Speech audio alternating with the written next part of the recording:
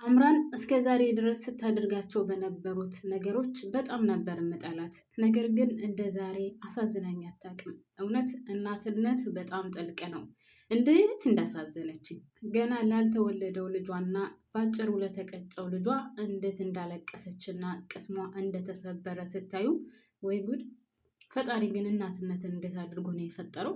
እውነት የሆነ እኔ እንጃ። እኔ እናት ሁኜ ምናምን አላየሁትም ግን አምራንን አሁን ስታዩት ምን ያክል ውስጧ እንደተሰበረ፣ ምን ያክል ቀስሟ እንደተሰበረ፣ ምን ያክል ያ ጉልበቷ፣ ያ ኃይሏ፣ ያ ማን አለብኝ ብላ ስትጮህበት የነበረው አንደበቷ እንደዚህ በአንድ ጊዜ መዘጋቱና ማለቴ መቀዝቀዙ በጣም የሚገርም ታሪክ ነው። ሰላም የኔ ምርጦች እንዴት ናችሁልኝ? ሰላም ናችሁ ወይ? በያላችሁበት ሰላማችሁ በዝዝት ትርፍርፍ ይበልልኝ።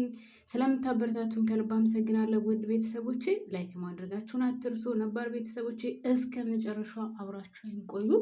ላይክ፣ ሼር፣ ሰብስክራይብ እያደረጋችሁ ለምታበረታቱኝም ከልብ ነው የማመሰግነው። እንግዲህ አምራን እስከ ዛሬ ድረስ ናሆምንም ስታጓጓው የነበረው እሷን በጉጉት ስትጠብቀው፣ ያው ማንኛውም እናት መቼም በምንም ታደርገው በምንም ልጇን የምጠላ እናት አትኖርም። ልክ እንደ ወይዘሮ ዝናሽ አይነቱ ካልሆነ በስተቀር ልጁን የሚወድ ማንም ወይም ማለት ልጁን የሚጠላ እናት ማንም የለም። ለልጁ ሲል ብዙ መስዋዕትነት የሚከፍሉ እናቶች አሉ። ነገር ግን ደግሞ ወደ ወይዘሮ ዝናሽ መለስ ስንል ዳግም ስህተት ነው። ልጄ ነው ማለቷን ክዳ ዳግም ስህተት ነው። ልጄ ነው ብዬ አላምነውም፣ እንደ ልጅ በወደውም። ነገር ግን ዳግም የስህተቴ ነው፣ ስህተቴን ያስታውሰኛል እሱም ባየሁ ቁጥር ስትልም ነበር። እና አሁን ስለ ወይዘሮ ዝናሽ ሳይሆን የምለው ስለ አምራን ነው። እንግዲህ አምራን ከዛ ቤት የምትገባበትና እገባበታለሁ ብላ አንደኛ መያዣ አድርገው የነበረው በሆዷ ውስጥ ያለውን ጽንስ ነበር። ናሆምም ይህንን ነገር ስላላመነና መጀመሪያ ከኤርሚያስ ጋር የነበራቸውን ግንኙነት መጨረሻ ላይ ቢያውቁም አቶ ለይኩን ተከታትሎ ሌላ ሰው ጋር ግንኙነት እንደነበራት ወይም ከኤርሚያስ ጋር ግንኙነት እንደነበራት ለሌላ ሰው እርጉዝ እንደሆነች ስታወራ ከቢሮ ላይ ተቀርጾ ስለነበር እንግዲህ ያን ምክንያት በማድረግ ነው ናሆም ውጭ ሀገር ወስዶ ያስመረመረው የዲኤንኤው ምርመራ። ነገር ግን የዲኤንኤው ምርመራ ውጤቱ ያው የእሱ ልጅ እንደሆነ ነበር የሚያመለክተው ሰው። በዛ ምክንያት ናሆምን በጣም ደስተኛ ነበር። ያው እሷም ባይወዳትም ለእሷ ምንም አይነት ፍቅር አለው። ነገር ግን በሱ ላይ እንደዛ በማድረጓ በጣም ቤተሰቡም ተቀይሟል። እሱም ከሚገባው በላይ ልቡ ተሰብሮ እንዳይሻ አልፈልግም ብሏት ነበር። ነገር ግን ያው ልጅ ሲኖር ያስተሳስራል አይደለ? ሰው ለልጁ ሲል ተመልሷል። በድጋሚ ፍቅሩ መልሶላታል። በጣም የሚያሳዝነው ነገር ግን በአንድ በኩል ታዝኖላት አላችሁ፣ በአንድ በኩል ደግሞ እንዳታዝኖላት የሚያደርጋችሁ ነገር አለ። ያው ያ ነገር ሲከሰት ወይም ደግሞ ከኤርሚያስ ጋር ግብ ሲገጥሙ ይገፋታል፣ ትወድቃለች። በዛው ነው እንግዲህ ጽንሱ እየወረደው ወይም ደግሞ እንድጨናገፍ የተደረገው። ሆስፒታል ወስዷታል። ሆስፒታል ከሄደች በኋላም ያው ጽንሱን ማዳን እንዳልቻሉና የእሷን ሕይወት ማትረፍ እንደቻሉ ነበር ለኤርሚያስ የተነገረው። ያው ሊጠይቃት ሲገባም የነበራት ፊት ወይም ደግሞ ለእሱ አቀባበል ማንኛውም የተናደደ ወይም ደግሞ ማንኛውም ሰው የወደደውን የሚፈልገውን ሲያጣ የሚናገረውን ንግግር ነበረ የተናገረችው። ከአጠገቧ እንዳይደርስ ወደዛ እንዳይሄድላት ምናምን ነበር። ነገር ግን እንደዛም ብሎ ያው ከሱ ውጭ ማንም የሚያንቀሳቀሳት አልነበረም።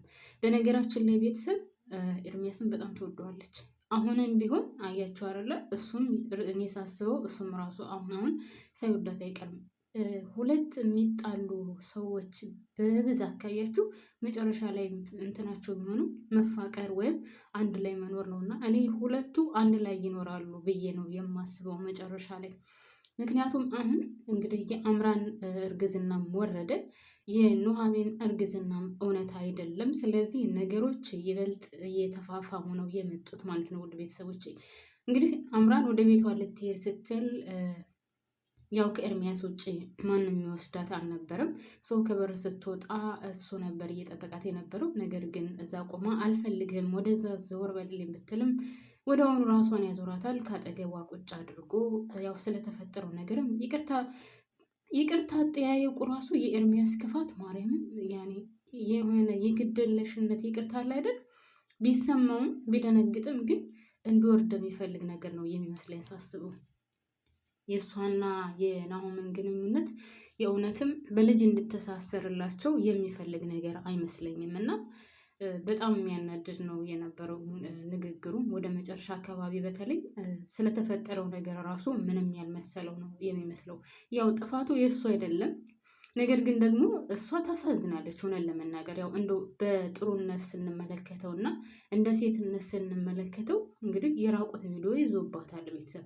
ያው ናሆምን ባትወደውም ባታፈቅረውም እሷ እዛ ቤት ለመግባት የማትቆፈረው ድንጋይ የለም አይደል? እሱም ይፈልጋል፣ ኤርሚያስም ይፈልጋል። እዛ ቤት ገብታ ናሆምን አግብታ ከትንሽ ጊዜ በኋላ ተፋተው ገንዘብ ይዛ ወጥታ እንድታካፍለው ይፈልጋል። ነገር ግን ደግሞ በልጅ ከተሳሰሩ ቤተሰብ ምናልባትም ላይፋቱ አብረው ሊኖሩ ይችላሉ። ቤተሰቡን ፈቅደውለት የነበረው ያው በሆዷ ውስጥ ልጅ ስላለ የልጅ ልጃችንን የትም መጣል አንፈልግም ስላሉ ነው የፈቀዱለት ለናሆም። ያም ሆነ ውድ ቤተሰቦች እንግዲህ አብረው ቁጭ እንዳሉ ነው ናሆም ደውሎ የነበረው። ናሆም ሲደውል አስባችሁታል? ልጅ ወርዷል። እዚህ ላይ ደግሞ በጣም የሚያስጠላው ነገር ከእስከ ዛሬ ውሸታቸው በላይ ናሆምን የሚጎዳ ብቻም ሳይሆን ውስጡን ስብርብር የሚያደርግ ነገር ነው ያደረጉት። እንግዲህ ጽንሱ ወርዷል፣ ከሆዷ ውስጥ የለም።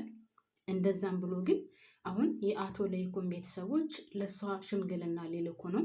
ከአክስትየው ቤት ሽምግልና ሊላክ ነው። ነገር ግን አሁን ጽንሱ ወርዷል።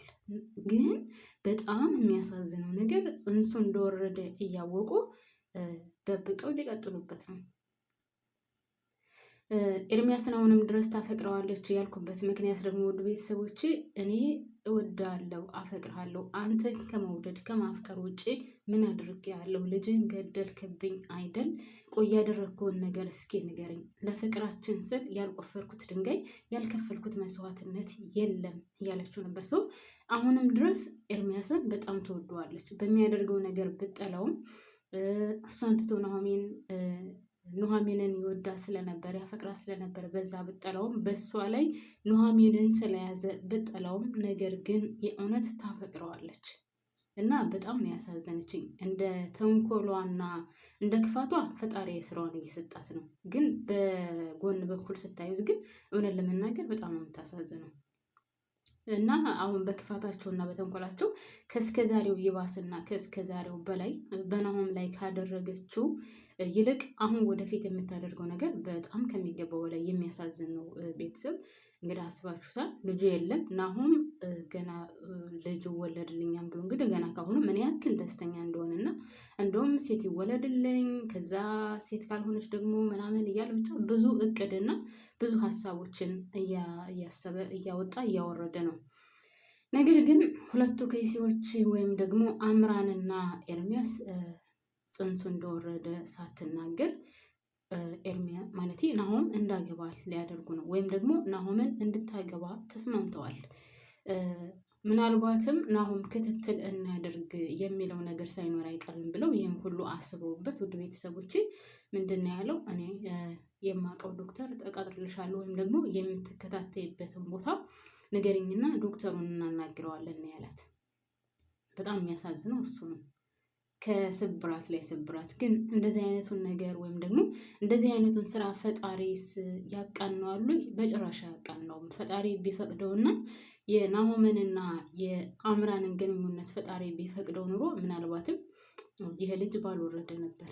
ይሄ ልጅ ይሄ ጽንስ ባልወረደ ነበር። ነገር ግን ምናልባትም ፈጣሪ ባይፈቅደው ይሆናል በሚለው ነው የያዝኩትኝ። ነገር ግን አሳዝናኛለች። እንደ እናት በጣም ነው ያሳዘነችኝ እውነት ለመናገር። ያው ማንኛውም ሴት ልጇን ስታጣ እንደምታዝነው እሷም አዝናለች፣ እኔም አሳዝናኛለች የሆነባት ነገር። ነገር ግን ፈጣሪ ደግሞ ሁልጊዜ ተንኮል የሚያስብንና መጥፎ ነገር የሚያስብን ሰው ያው በሌላ መንገድ ይቀጠዋል ማለት ነው።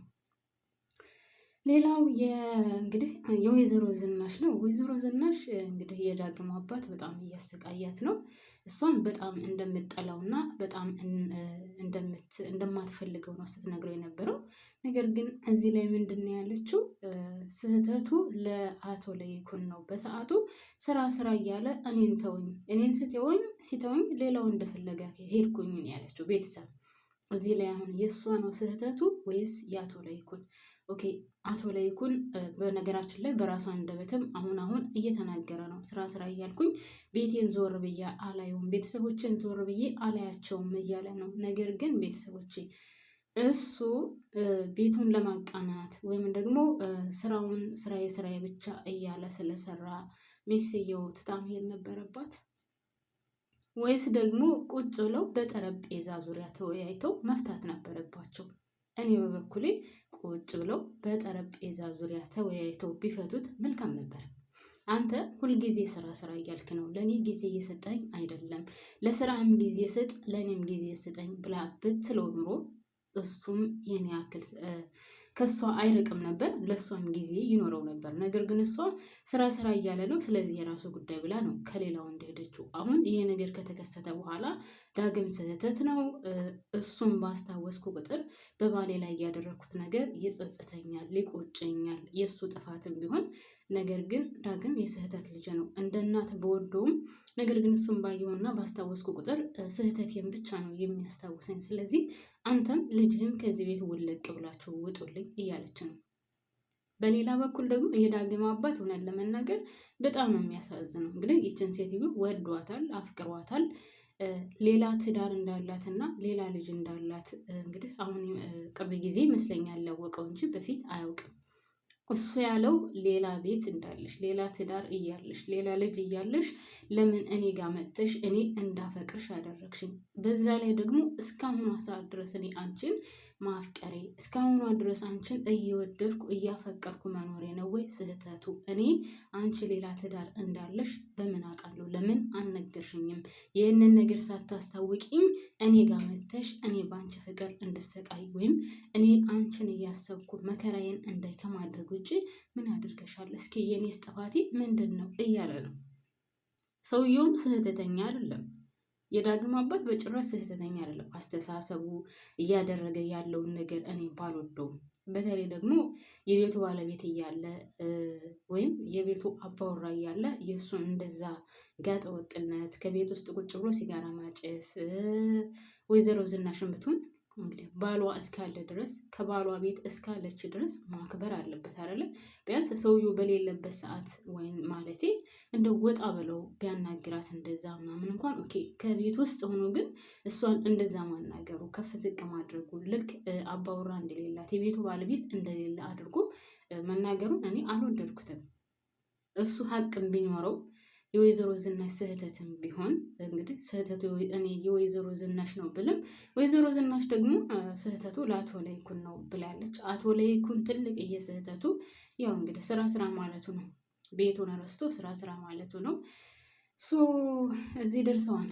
ለማንኛውም ውድ ቤተሰቦቼ እናንተ አሁን አምራን አላሳዘነቻችሁም? እውነት እኔ በጣም ነው ያሳዘነችኝ። አሁንም ተንኮሏ እንዳለው ነው። እንደ እናት ግን ልጇን ማጣቷ እኔ በበኩሌ በጣም ነው ያሳዘነችኝ ከሚገባው በላይ ማለት ነው። ያው ግን የተንኮለኞችን ፈጣሪ ስለሚያይና በሌላ መንገድ ስለሚቀጣቸው ቀጥቷታል በሚለው ይያዝላትና ተቀጥታለች። ግን አሁንም ቢሆን ተንኮሏን እንደቀጠለችበት ነው። ናሆምን ደብቀዋለች። ተገናኝተው ከፊቷ ላይ ያለው ነገር የአንድ ሰው በሽተኛ ሲሆን ወይም የሆነ ነገር ሲደርስበት ፊቱ ላይ ያስታውቃል። ፊቷ ላይ ያስታውቆት ቢጠይቃትም እሷ ልትነግረው አልቻለችም። ልትናገር ፈቃደኛ አልሆነችም። እና ውድ ቤተሰቦቼ ያም ሆነ ይህ ብቻ ብዙ ምትርካለሁ። ለማንኛውም እኔ እዚህ ላይ ያበቃለሁ። የምወዳችሁ የማከብራችሁ እስካሁን ድረስ አብራችሁን ስለቆያችሁ ከልብ ነው የማመሰግነው። በያላችሁበት ሰላማችሁ ይብዛልኝ። ላይክ ማድረጋችሁን አትርሱ። ባባይ